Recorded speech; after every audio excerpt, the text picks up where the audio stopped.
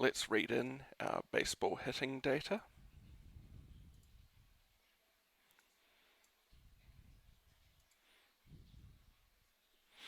We've got our data set of 793 observations of players who signed contracts between 1998 and 2012.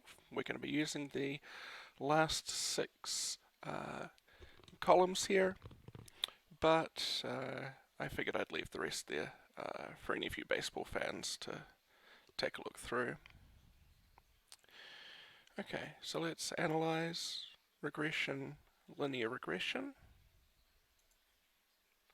Our y variable, the thing we're trying to predict, is player salary. So this is discounted annual log salary. You can have a look for some details in the description of this, but in general just think of it as higher numbers are higher salaries. And then our on-base percentage, slugging percentage, I, average, and isolated power are our explanatory variables. Let's hit run, see what we get. This won't be the last model we run. This is going to take a little bit because, well, one, linear regression is slow, and two, we've got a larger data set than we usually do. Okay, so what have we got? We've got a adjusted R squared that's, well, lower than most of the ones that we see. About 35%, 34.8%. This isn't actually particularly low for this type of data. It's a lot harder to predict players' salaries just using a few hitting statistics than it is to predict a lot of the things that we've been predicting up till now.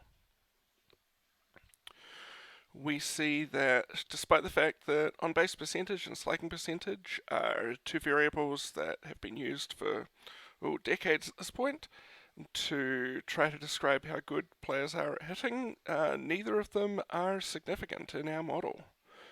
So what's going on here? Well, these variables are strongly related to these other variables. The information contained in OBP and SLG is also contained within I, average, and isolated power. Let's see how we can see that this is true for sure. Let's go into modify task here and go down to statistics and hit variance inflation values. This is what Enterprise Guide calls its variance inflation factors. We'll hit run, re-estimate our model. Hopefully it won't take quite as long as it did last time.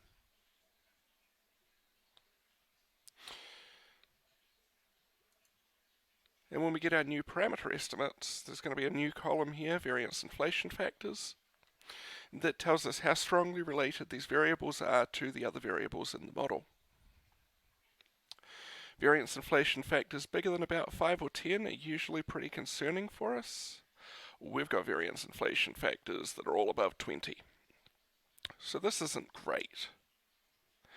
Our model's still going to be pretty good for prediction, but if we wanted to interpret any of our values, we would struggle. To see some evidence of this, look at the parameter estimates for on-base percentage and slugging percentage. Remember, these are things that are supposed to be measures of how good a hitter you are, and they're all negative. On-base percentage and slugging percentage have negative parameter estimates, telling us that the better someone is at on-base percentage, the lower their salary is going to be. The better they are at slugging percentage, the lower their salary is going to be. And this is nonsense to a baseball fan. Baseball fans know that these things are positively related to salary, or at least that the things that these measure, ability to get on base and ability to hit for power, are positively related to salary. So what can we do here? Well, we've got a couple of options. If we only cared about prediction, we could do nothing. We could leave our model as is and say, okay, we're done. But if we wanted to deal with prediction, if we wanted to actually pay some attention to these parameter estimates, we'd want to fix this up a little bit. I happen to know that these two variables and these three variables go together in a sense. You didn't see me making air quotes there, but I did, at least in my mind. My hadn't stayed on my mouse. So let's see if we can modify our task. Let's take out these variables, the on-base and slugging variables, and see what happens to our model. So we had an adjusted R-squared of 0.348. We're going to take out two variables, on-base and slugging percentage. And our adjusted R-squared is going to stay at exactly 0.348. That's pretty remarkable, isn't it? Our variance inflation factors now look great. 1 is the minimum they could be. They're all close to 1. And in fact, if you know the construction of these statistics, they're actually designed to be relatively independent of one another. We've also got much better p-values for each of these variables now. Just to be clear, we could have actually taken out these three variables and still had a pretty useful model. It wouldn't be exactly as good, but it would still be pretty good. So let's take those out and see what happens. Add these in as explanatory variables, hit run.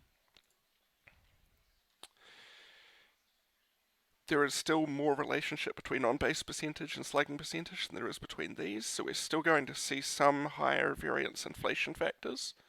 Still not particularly high, 1.45 is not high at all. But we've got both of those variables being very significant, and adjusted R-squared that didn't go down very much, 0.32.